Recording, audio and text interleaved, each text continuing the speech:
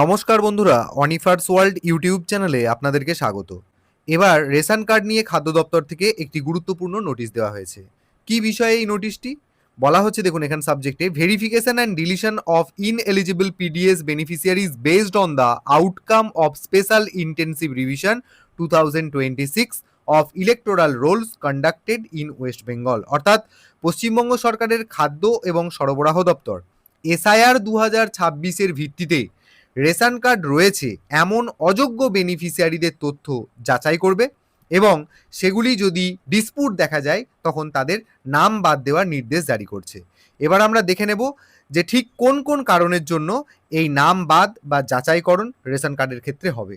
প্রথমত হচ্ছে, দেখছি আমরা যে সমস্ত অ্যাবসেন্টি ভোটার বা শিফটেড ভোটার বা ডেড ভোটার বা ডুপ্লিকেট ভোটার, মানে শর্ট ফর্মে বলতে গেলে এএসএসডি ভোটারদের শ্রেণীতে পড়ছে এবং এসআইআর হিয়ারিং হয়ে যাওয়ার পরও তারা বাতিল হয়ে গেছে, বা এই ধরনের আবেদনকারী যারা এসআইআর হিয়ারিংয়ে বাতিল হওয়ার পরও আবেদন করেছেন বা চূড়ান্ত ভোটার তালিকা থেকে বাদ পড়ে গেছেন অলরেডি, এই ধরনের ব্যক্তি প্রত্যেকেরই রেশন কার্ড যাচাই করা হবে।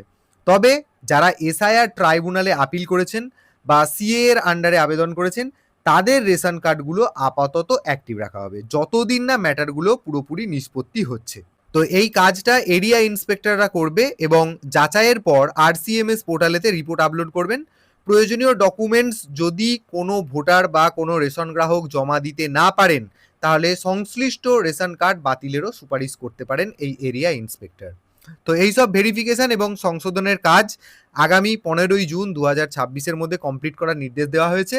মোট কথা, এসআইআরে বাদ পড়া অযোগ্য ভোটারদের বাদ দিয়ে যাতে অরিজিনাল ব্যক্তিরাই সরকারি রেশনের সুবিধা পান, সেটাই হচ্ছে লক্ষ্য এবং সেই কারণেই এই নোটিশটি দেওয়া হয়েছে।